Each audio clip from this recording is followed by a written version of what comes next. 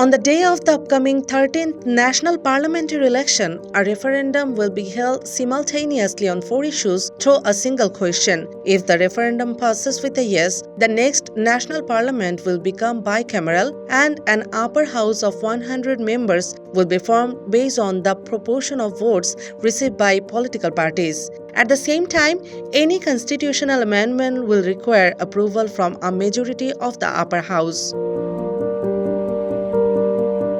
At 2:30 p.m. on November 13, in a speech of the nation, the Chief Advisor, Professor Dr. Muhammad Yunus, outlined the July National Charter implementation as well as various aspects of the election and the referendum. Earlier, the July National Charter Implementation Order 2025 was approved in a meeting of the Advisory Council. In his speech, the Chief Advisor stated that if the referendum passes with a majority yes, a Constitutional Reform Council will be formed comprising elected representatives who will also serve as members of the Parliament. The Council will reform the Constitution within 180 working days from the start of its first session, and within 30 working days of completing the reforms, the upper house will be formed proportionally based on votes received. The term of the upper house will last until the final working day of the lower house.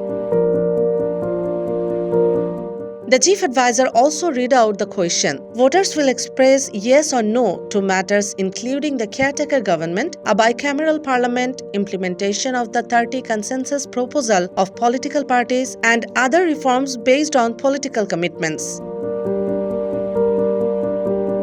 An analysis of the referendum proposal shows that the government has partially accepted the differing views of political parties. If yes wins the referendum, differing opinions on major reforms such as the caretaker government system, appointments to constitutional positions, and proportional representation for forming the upper house will no longer be effective. The third proposal makes the 30 consensus proposals mandatory, while the fourth proposal retains differing party views on other matters.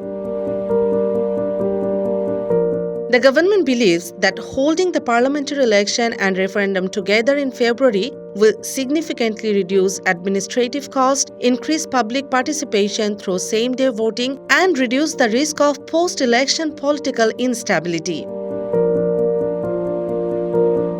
Desk report, Bangladesh Guardian.